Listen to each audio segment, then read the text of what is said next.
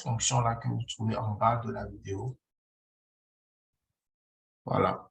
Vous avez donc les différents éléments, la date sous format de nombre, l'année, le mois, l'année et le mois, l'année et le mois.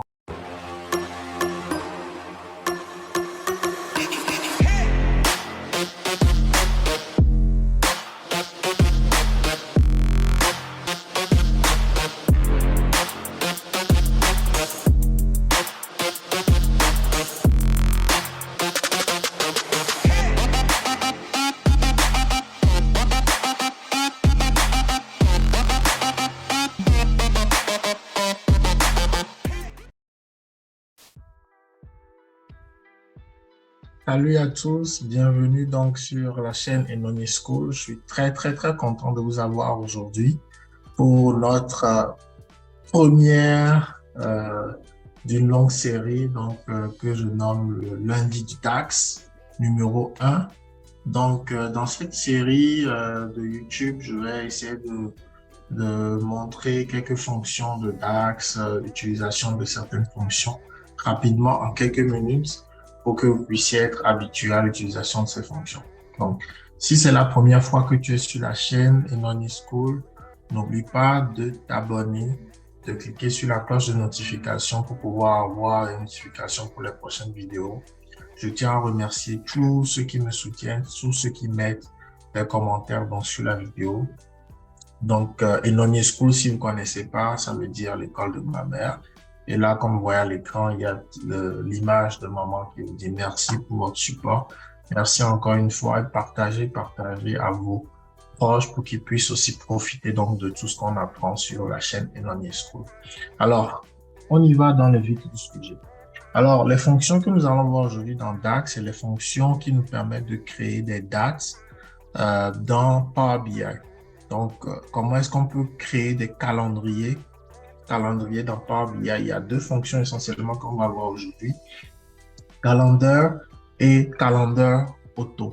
Donc, on va commencer d'abord par la fonction Calendar. Alors, la fonction Calendar, concrètement, si vous allez sur Google et vous recherchez Calendar Auto, vous allez voir que sur Google, Calendar Auto, donc il suffit juste d'aller sur Google et de faire Calendar Auto DAX. Vous cliquez là-dessus. Le premier lien, c'est le lien qui vous amène donc vers Microsoft, donc le site de Microsoft, apprentissage, Learn Microsoft. Et là, on vous dit que le Calendar Auto va retourner une table donc de date avec une colonne qui va s'appeler date, qui va contenir donc des dates continues. C'est-à-dire que automatiquement, basé sur votre date DERA modèle de données, Calendar Auto va calculer entre le minimum et le maximum de dates que vous avez dans votre DERA modèle et il va pouvoir donc créer automatiquement la date un calendrier donc de la date minimum à la date maximum. Donc, on va essayer de faire un exemple directement dans Power BI. Donc, ici, vous allez voir dans Power BI, je vais partager donc le fichier Power BI avec vous. Vous allez voir que dans ce Power BI, on a trois feuilles, trois fichiers, trois connexions. Donc, trois connexions ici, DERA source. Donc, si on vient ici dans la vue de données, le premier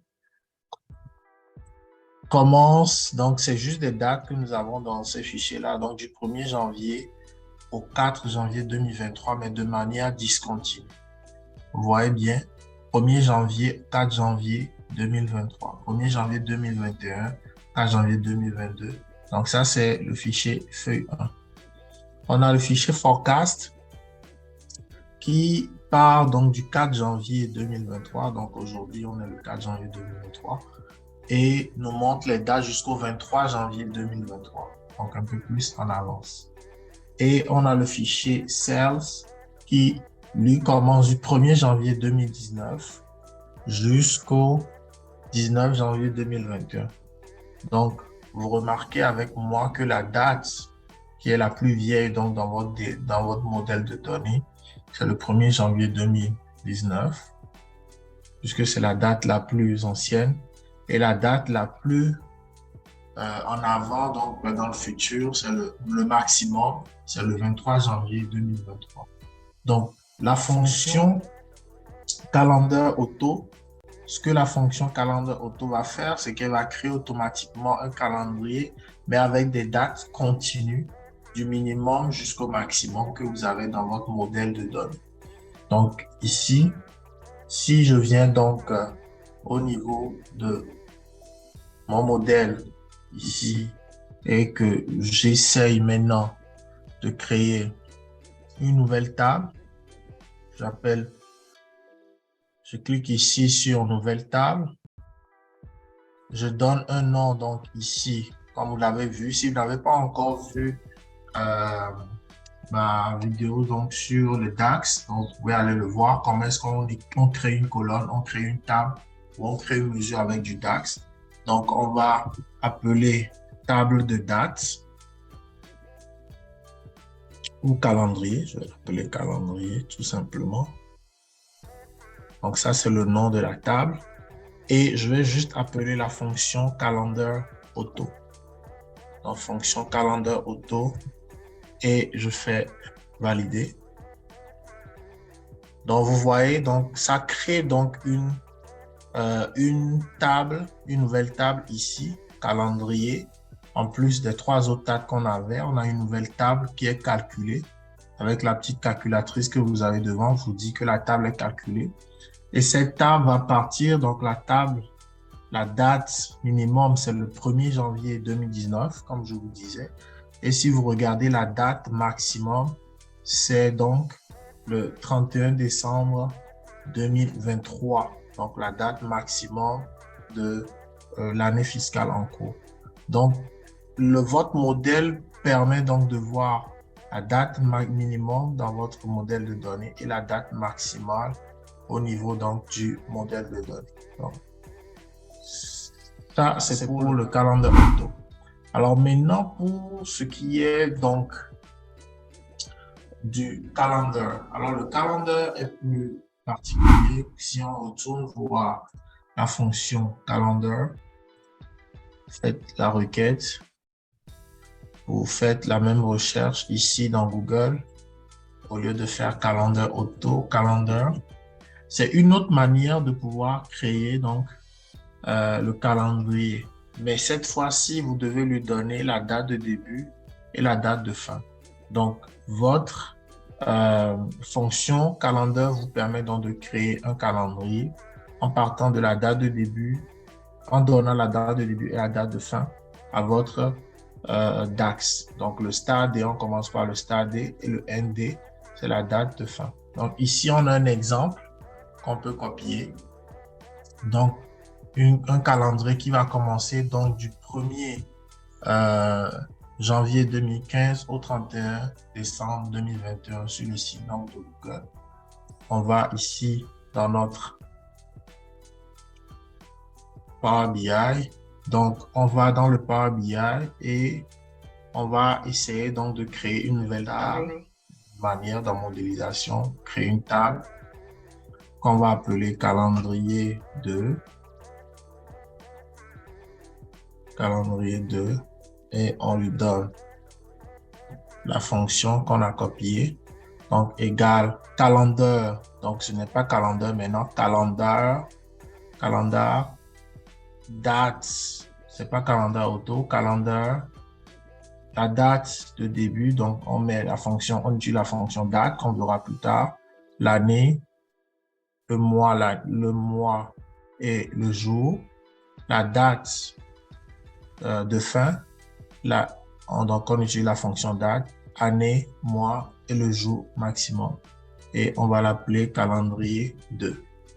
Alors, on fait entrer. On vient ici.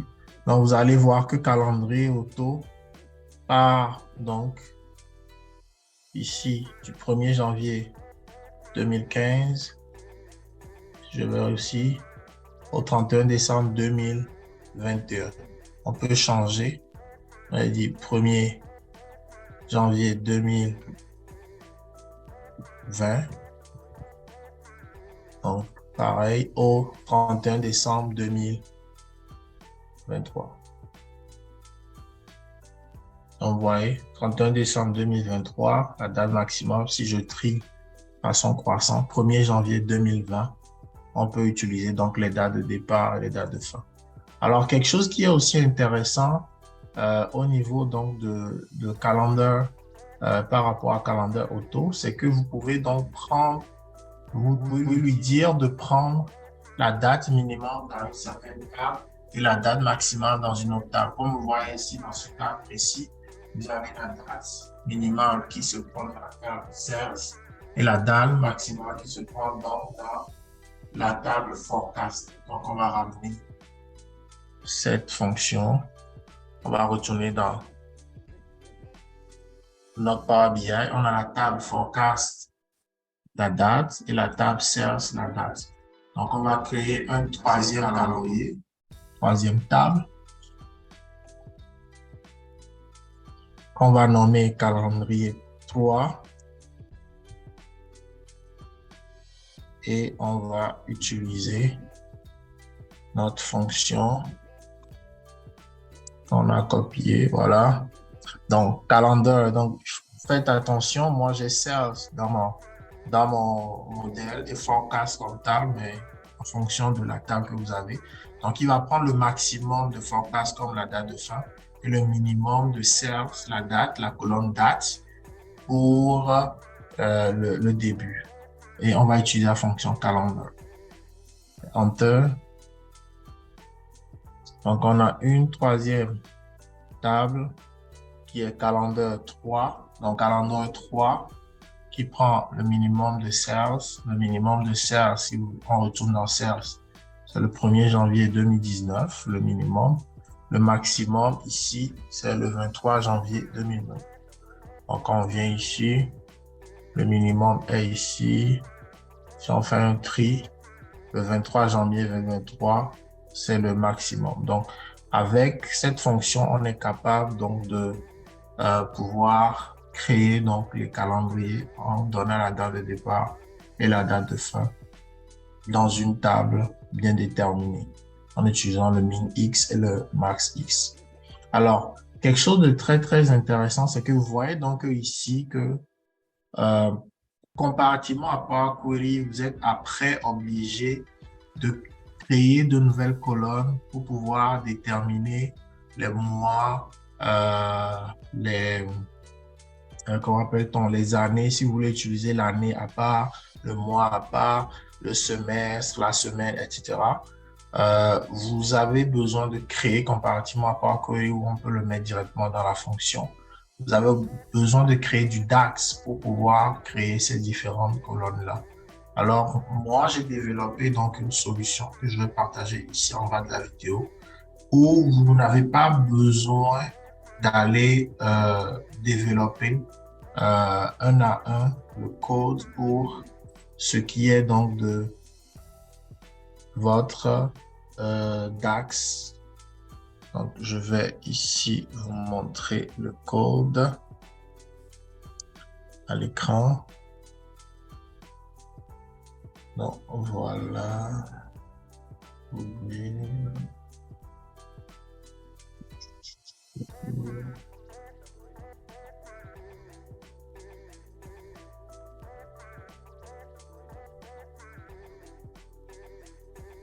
Donc, voilà, vous avez une fonction qui vous permet de pouvoir créer tous les éléments. Donc, la fonction est la suivante, où vous pouvez créer le mois.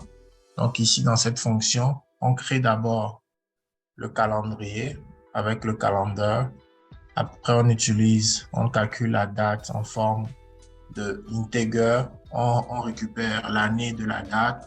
le mois, le numéro de mois, etc. Donc, avec cette fonction-là que vous allez trouver en bas de la description de cette vidéo, vous êtes capable de pouvoir récupérer aussi les différents éléments autres que juste la date dans le calendrier.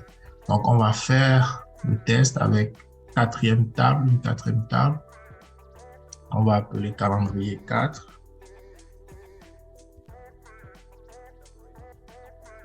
Donc là, on va pouvoir récupérer donc voilà, calendrier 4. On va pouvoir récupérer, on va prendre jusqu'en 2023. On va prendre jusqu'en 2020. On va pouvoir récupérer et le calendrier de date et la date de format et l'année, etc. Donc, avec cette fonction-là que vous trouvez en bas de la vidéo, voilà. Vous avez donc les différents éléments, la date sous format de nombre, l'année, le mois, l'année et le mois, en version de lettres, le mois short, le mois en format long, le numéro de semaine, les jours le short, le trimestre et puis l'année et le trimestre. Donc, vous avez cette possibilité-là de pouvoir récupérer ces éléments-là automatiquement, donc au niveau de Power BI avec une formule DAX complète comme ça. Donc, ceci met donc fin à notre première vidéo. J'aimerais que ça soit assez court. Première vidéo, donc lundi du DAX. Donc, je vous souhaite une très bonne semaine. Profitez-en. Si vous avez des commentaires, mettez des commentaires en bas de la vidéo. Chaque lundi, vous allez dorénavant avoir des vidéos lundi du DAX. Et ce sera vraiment pour moi un plaisir de vous partager l'utilisation de différentes fonctions de DAX. N'oubliez pas de vous abonner, de partager à vos amis, de cliquer sur la cloche de notification et on se tient au courant pour la semaine prochaine. Que Dieu vous bénisse. Allez, ciao, ciao.